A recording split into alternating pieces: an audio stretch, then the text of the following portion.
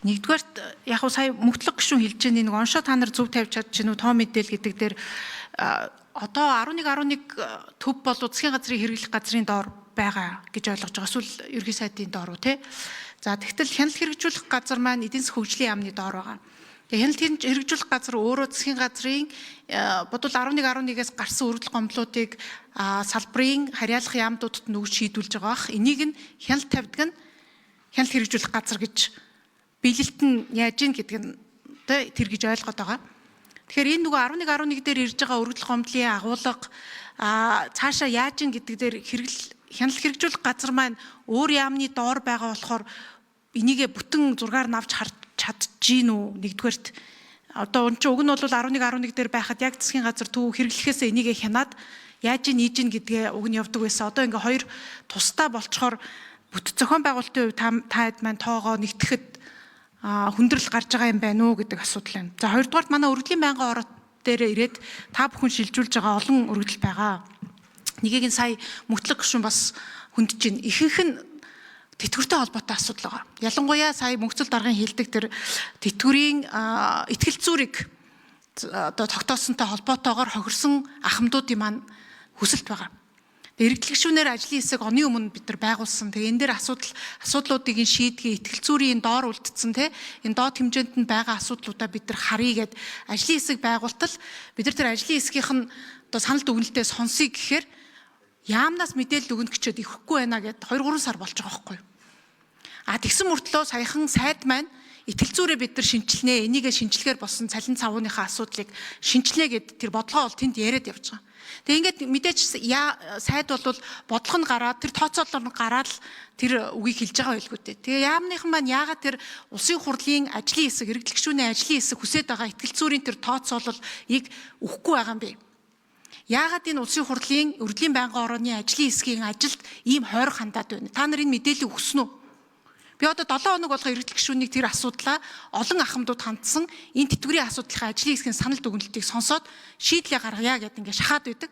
Яамнаас мэдээлэл өгөхгүй байна гэдэг юм байгаад байгаа. Энэ дээр хариулт өгнө үү?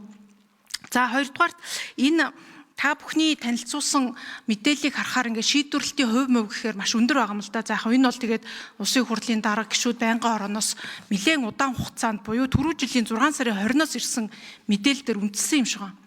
Гэхдээ хэрэглэх газар маань жишээ нийт 40 өргөдөл ирээд шийдвэрлсэн нь 20, шилжүүлсэн нь 19 гээд шийдвэрлэлтээ 97.5%-аар дүнчиж байгаа. Шилжүүлснийгээ бол шийдвэрлсэн гээд үзчихэж байгаа юм шиг байна. Тэгээ тэрнтэй адилхан одоо гэр бүл хөтөлмөр нийгмийн хамгааллын яамч гэсэн те за шилжүүлэхгүйгээр бол ингээд 81.8 гэж байгаа. Би бол одоо манай дээр ирсэн ахмадуудын энэ өргөдөл бол маш олон тооны шүү дээ. Тэр энэ тоонд бол энэ ороогүй ялангуяа шийдвэрлэлтийн хувь дээр бол ингэж тооцох нь хэр зохистой бол ингээ гайхаа сууж ин л та. Та бүхэнд бол бид нар бол яг нарийн нөгөө нэг мэдээллүүдээ өгсөн. Яг энэ иргэний өргөдөл та бүхэн дээр яаж шийдэгдэж байна гэд. Тэгээ бүглүүлээд ингээд засгийн газар хэрэглэхээс бүглөөд ирсэн байгаа юм. Аль нэг сард өгсөн иргэний өргөдөл байгаа. Бас л тэтгэвртэй холбоотой. Бас л ингээд нөгөө ажиллаж явах хугацаанда сүүлийн 1-2-3 жилд нь төрийн байгууллагын буруу шийдвэрээс болоод хэдэн сар завсартсан. Тэгсэн нөгөө 36 сарынхаа тэтгэврийг өгөөгүй асуудал байгаад байгаа. Манай байнгын ороон дээр 2025 оны 12 сард ирээд 1 сарын 12-нд засгийн газрын хэрэглэх газар шилжүүлсэн.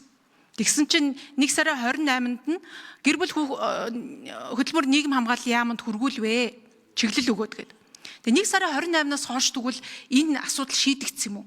Ингээ шилжүүлчихээрээ шийдсэн гэж хэлж болохгүй үстэй. Тэгээ энэ бол шийдэл биш байхгүй юу? Нэг засгийн газар гэдэг чинь нэг л бүхэл бид нар одоо гүйцэтгэл гэж харж байгаа. Нэг хэрэглэхээсээ нэг яамдаа шилжүүлээ. Дахиад эн чинь юу болж ийн гэд үнэхээр үр дүнгаар шийдвэрлэж байгаа хариу ерөөсөө байхгүй шилжүүлсэн гэж орхиж байгаа. Тэгээ энийг шийдвэрлснээр гэд. Тэгээ 1 сарын 28-наас хойш гэр бүл нийгмийн хамгааллын яамнаас энэ одоо Батмүх гэдэг иргэний асуудал байна л да. Ямар хариу өгсөн? Яаж шийдсэн? Гаргалгаа нь юу байгаа юм? Хууль эрх зүйн ямар ч хариу байхгүй. Энэ дээрээ засгийн газрын хяналт хэрэгжүүлэх агентлаг энэ одоо өргөдөл гомдлыг шийдвэрлэж гин гэж үзэж байгаа юм уу? Үзээд энийгээ тэгээд шийдвэрлсэн гэдэг тоонд оруулчихж байгаа юм уу? Ингэж хянана гэвэл энэ бол хяналт биш шүү дээ. Нэг өндөр одоо хэрэгжилтийн тоо яриад байдаг. Яг иргэндээ очиж энийгээ хэрэгжиж байгаа асуудал нь бол миний харж байгаагаар одоо чинь манай өргөдлийн байнгын орооноос шилжүүлсэн 23 өргөдөл дээр харж байхад бол байхгүй л байгаа харагдаад байна. Энэ дээр та бүхэн бас яаж уйлдаж ажиллаж гин гэдэг дээр хариу өгмөр байна. За гуравт нь орон сууц захиалгын цалинтай холбоотой кейсүүд манайдар маш их ирсэн. Иргэдийн өргөдөл маш их ирээд бид нар бас хууль санаачлах ёстой байна гэд. За энэ хоёр сайд бол яг хууль зүйн сайд багтаа энэ дээр бас маш санаачлагтай ажиллаад хууль зүйн яам дээр энэ хуулийг боловсруулсан. Энэ хизээ орж ирэх гэж байна. Одоо ингээд өргөдөл гаргагчид нар маань энэ асуудал юу болж байна? Бид нар ингээд хохироод үлдэж байна гэдэг асуудлуудыг яриад бид засгийн газрын хэрэглэх газар, барилгын яам, хууль зүйн яам руу та бүхэн нэг хамтарсан ажлын хэсэг гаргаач. Цагдаа цав нь болохоор ийм асуудал яваад ирэхээр наа чи иргэний хэрэг байна, заллин биш байна гэд ингээ явуулцдаг. Хууль шүүхийн байгууллагаар энийгээ шийдвэрлэх боломж нь хомсдоод цагдаагаасаа буцдаг хэрэгүүд байна. За цагдаагаасаа цаашаа явсан ч гэсэн энэ хэрэгүүд нь удаашралтай ийм асуудлууд байна гэж байгаа. Тэгээ энэ дээр нэг хамтарсан ажлын хэсэг хэрэглэх барилгын яам, хууль зүйн яам хамтдаа гаргаад энэ хохирсон иргэдийнхээ асуудлыг нэг шийдвэрлэхгүй болвол нэлээд бас одоо гадаа жагсаалч гэсэн хийж байгаа асуудлыг өргөдлийн байнгын орон дээр олон өргөдөл болсон болохоор бүгдийг нь бид бас та бүхэнтэй хүргүүлсэн байгаа. Энэ асуудал ямар үе шаттай байгаа вэ гэдгийг хэрэглэхийн дарга бас хариулаад өгөөч гэж хүсэж байна. За хийг эхэлж хариулах уу? Гэрүүл хөгжлийн яам, хэрэглэх, хяналт хэрэгжүүлэх газар. За 4-8 нэрээ хэлээд хариулаарай. Засгийн газрын хэрэглэх газар, хяналт шинжилгээ үнэлгээ дотоод аудитын газрын дарга Бат Эрдэнэ намжин гишүүний асуултанд хариулъя. За засгийн газрын хэрэглэх газраас иргэдээс төрийн байгууллага албан тушаалтанд гаргасан өргөдөл гомдлыг одоо шийдвэрлэх энэ хууль эрх зүйн орчны хүрээнд төрийн захиргааны төв, нутгийн захиргааны байгууллагуудын хэмжээнд өргөдөл гомдлын шийдвэрлэлтийн байдлыг бас нэгдсэн зохион байгуулалтаар хангаж удирдах ийм одоо хуулиар хүлээсэн чиглэлтэй. За энэ хүрээндээ бол засгийн газрын хуралдаанаар хагас бүтэн жилээр энэ улсын хэмжээний өргөдөл гомдлын одоо шийдвэрлэлтийн дүн мэдээг авч хилцэж байгаа. За хагас жилээр бид нэр бас энэ улсын хэмжээний дүн мэдээгээ засгийн газрын хуралдаанд танилцуулаад ингээд шийдвэрлсэн. Энэ дээр 3 одоо асуудал яригдсан байж байгаа. Сая гишүүний хэлдгээр хамгийн чухал асуудал бол энэ өргөдөл гомдлын хууль маань одоо батлагдаад хэрэгжиж одоо багагүй хугацаа өнгөрцөн. Тэгээ энэ хуулийг бас яаралтай шинчилж энэ доторх байгаа зохицуултуудаа эргэж харахгүй бол нэлээд бас одоо яг өнөөгийн нийгэмд бол зохицуулт нь бол бас шаардлага хангахгүй байна гэсэн ийм асуудал яригдсан. За ингээд хууль зүйн дотоод хэргийн яамн дээр бол энэ хуулийг шинчилж боловсруулах ажлын хэсэг байгуулагдсан. Хууль зүйн үндэсний хүрээлэнгээр судалгаа хийгдээд явж байгаа. Тэгээ гишүүний хэлсэнчлэн сая энэ шилжүүлээд байгаа асуудлыг бид нар яах юм бэ гэдэг энэ асуудал. Яг чиг үүргийнхаа дагуу шийдвэрлээд байгаа асуудал дээр яах юм бэ гэдэг, яаж хяналт тавих юм бэ гэдгийг бид нар бол илүү анхаарч үзэж байгаа. За ингээд жишээлх юм бол 2025 оны жилийн эцсийн байдлаар 321 мянган өргөдөл байна. Тэгээ энэ дотор бол давхарлууд маш их байна. Сүүлийн үед бол иргэд нэг асуудлаараа яг тухайн асуудлыг хуулиар одоо хүлээсэн чиг үүргийн хүрээнд одоо шийдэхэр хөхий байгууллагад хандах энэ асуудал гэхээсээ илүү бүх шатны байгууллагуудад энэ одоо өргөдөл гомдлоо гаргацдаг. Жишээлбэл хамгийн сүүлийн жишээ бол энэ боловсролын зээлийн сантай холбоотой жишээ гэж байна. Ерөнхий сайдд хандж байна, хэрэглэхийн сайдд дарга засгийн газрын хэрэглэх сайдд хандж байна.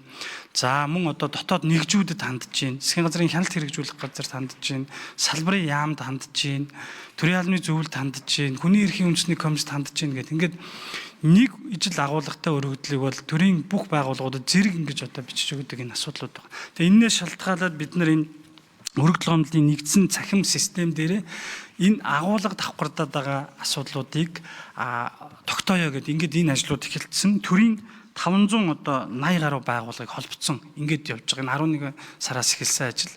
За энэний дараа бид нэр энэ төрийн бүх байгууллагууд дээр нь төрийн болон төрийн өмчийн оролцоотой компаниудыг энэ холбож аваад эхлээд бид нар бас энэ өргөдөл гомдлынхаа энэ давхардлыг ялгая. За дээр нь өргөдөл гомдлын хууль заасан дээр өргөдөл гомдол гэдэг тийм ээ санал мэдгэл.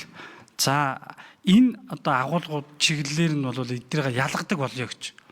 Дараа нь бол яг хэрэг хөхий байгууллага албан тушаалтнууд нь энэ өргөдлөө шийдэж байгаа мó гэдэг дээр бол хяналт тавья гэдэг. За дээрэс нь бид нар энэ хууль эрх зүйн орчныг бол яаралтай шинжилээд босронгоолгоё гэдэг ийм 3 үндсэн чиглэлээр үүрэг өгдөөд ингээд одоо ажиллаж байгаа. Сая сайдын одоо танилцуулгад гарсан энэ системийн одоо ашиглалтууд нь бол ингээд байгууллагуудаа холбоод эхэлсэн.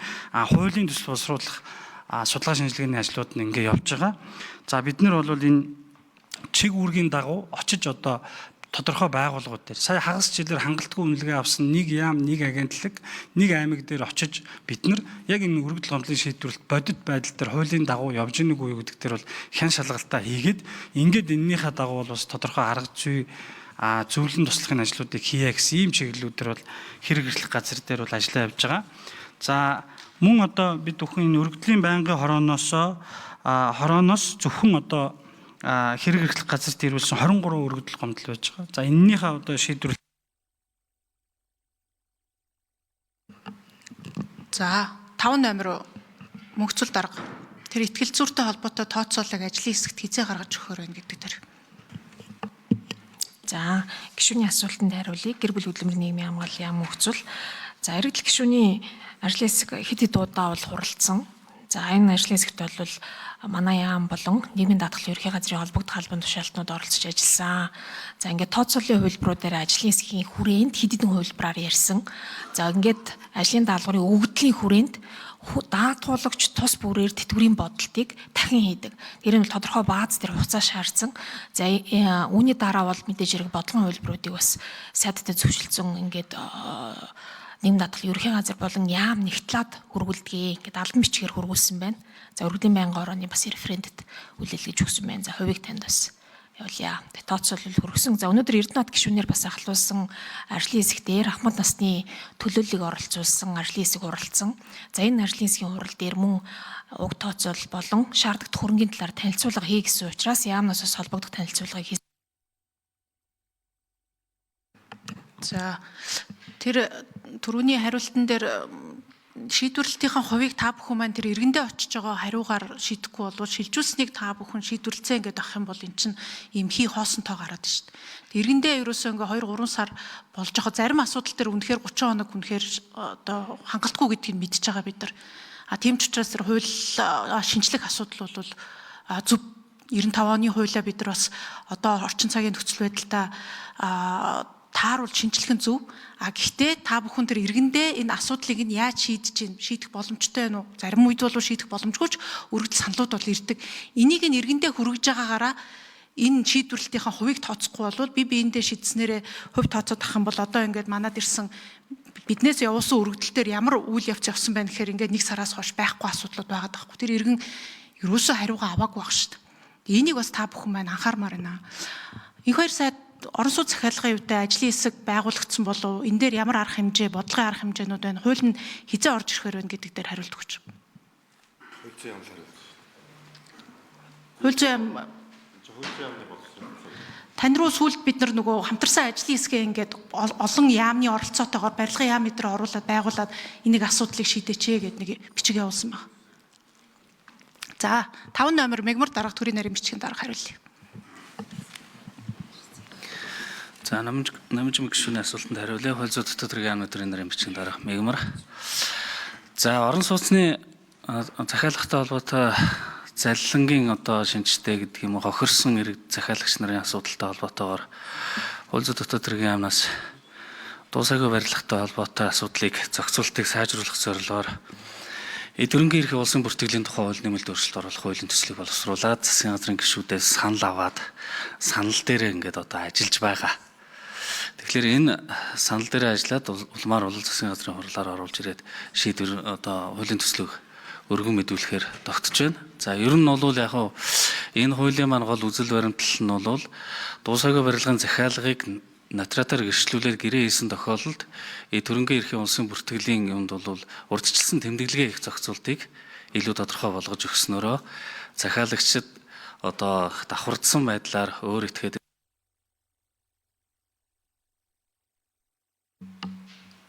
хариулах юм уу? 3 номер.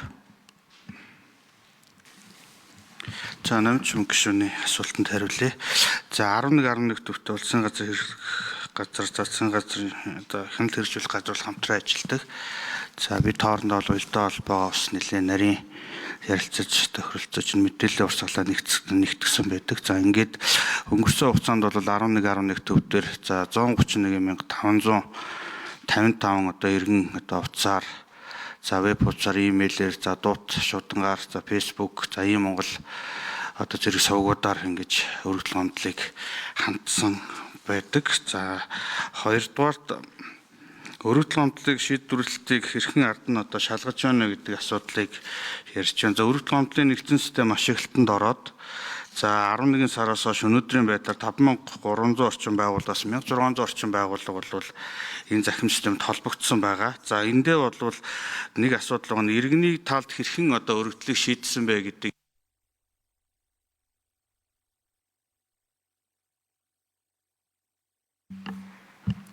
За тэр хууль удахгүй өргөн баригдана гэж ойлголоо. Түүнээс гадна энэ нөгөө цагдаа дээр энэ хэрэг нь бүртгэгдэхгүй те иргэний хэрэг гээд гарчдаг. Иргэд өөрсдөө энийг иргэний хэргийн даргу энийг шүүгэд хандаад явхаар үнэхээр нөгөө хүмүүс нь ийш тийшээ явцсан эсвэл хүчин хүрдэггүй асуудлууд байгаа. Энэ дээр нэг цагдаа эдрээ оруулаад хамтарсан ажлын хэсэг оруулаад хідэн үнэхээр залилангийн шинжтэйгээ ямар арга хэмжээ авч болохоор байна гэдэг дээр анхаарал өгөөч гэд энэ асуудлыг орон сууц захиалга залилантай холбоотой асуудлыг бол засгийн газрын хэрэглэгт бас явуулсан байгаа. Яамдуудад ч гэсэн явуулсан байгаа. Энэ дээр засгийн газар маань бас нэг анхаарад өгөхгүй бол одоо олон жил үнэхээр болоод аргаа ядсан иргэдийн асуудал олон байгаа шүү. Энэ дээр өргөдлийн байнгын орон дээр ч гэсэн өнгөрсөн 12, 1, 2 сард ирсэн ихэнх өргөдлүүд бол яг энтэй холбоотой өргөдлүүд байгаа учраас дараагийн юм дээр бас анхаарад энэ дээр ямар арга хэмжээ авч болохоор гэдгийг бас танилцуулвал их сайн байна гэдгийг хэлмээр байна. За ингээд асуулт асууж